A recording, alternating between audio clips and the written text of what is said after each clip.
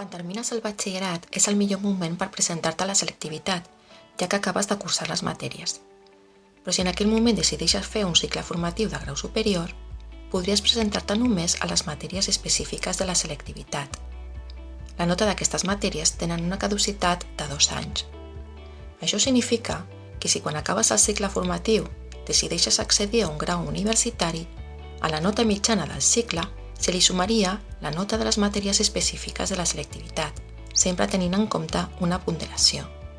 D'aquesta manera, podries obtenir més d'un 10 com a nota d'accés a la universitat.